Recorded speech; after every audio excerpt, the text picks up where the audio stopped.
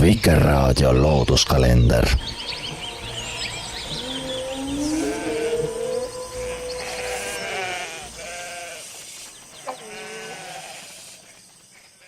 Kas teadsite, et puud suhtlevad üksteisega või et mõnedel puuliikidel esineb lõimetishoolet ehk järelkasvu eest hoolitsemist? Kas teadsite, et vanad puud jagavad enne surma noorematele kogemusi, kuidas tulevikuks valmistuda? Kanada metsaökoloog Suzanne Simard koostöös saksa teaduri Peter Wohllebeni ning paljude teadlastega üle maailma on oma akadeemilised karjäärid pühendanud puude käitumise uurimisele. Jah, taimede puhul on kummaline rääkida käitumisest, kuid teadurid arvavad, et ehk tuleks seda just nii nimetada, sest uurimistöö käigus on avastatud, et puude iseloom metsakooslustes on palju ühiskondlikum, kui algselt oleme arvanud. Nüüdseks on välja selgitatud, et paljud puuliigid vahetavad metsades igapäevaselt juurte kaudu informatsiooni, hormoone, toitaineid ning süsinikku.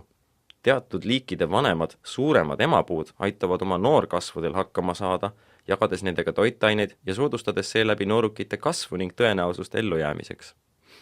Samuti on selgeks tehtud, et emapuud teavad, kus nende noorukid asuvad ning kasvatavad enda oksi noortest eemale, et tagada neile rohkem valguse juurdepääsu. Tundub, et mida vanemaks puu elab, seda rohkem hakkab ta teisi aitama, sest koos on lihtsam. Ühtlasi teame, et emapuud abistavad ka teiste puuperekondade noorukeid ning et selline kooperatiivsus ei piirdu sugugi ainult liigikaaslastega. Kuused näiteks saadavad lähedal kasvavatele kaskedele talvisel perioodil toitaineid, kindlustamaks, et talv saab üle elatud.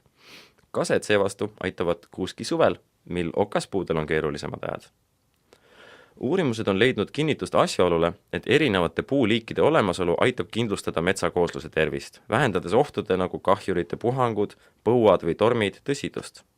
Selles suures metsa internetis mängivad ülitähtsat rolli ka seened, kelle niidistikud ühendavadki puid omavahel ning transpordivad juurte vahel informatsiooni ja toitaineid. See sümbioos on kasulik ka seentele, kellele vastutasuks vahendusteenuse eest pakuvad puud süsivesinikke ning nitraate. Oleme harjunud mõtlema metsast kui lihtsalt hulgast elusolenditest mingil maa-alal. Täna teame, et mets on midagi palju rohkemat. See on eluvõrgustik, kogukond üksteist aitavatest ja teineteisele toetuvatest indiviididest. Puud justkui mõistaksid seda, mida meie inimesed kipume vahel unustama, et koosluse väärtus on suurem kui lihtsalt selle liikmete väärtuste summa. Kuigi konkurentsil on evolutsioonis oma roll, on selle kõrval vahest veel tähtsam sümbioosi ja koostöö evolutsioonilised mehhanismid. Juba Charles Darwin rääkis oma hilisemates töödes paljude liikide sotsiaalsest instinktist, mis ajendab suurendama ellujäämist ja hakkamasaamist läbi koostöö.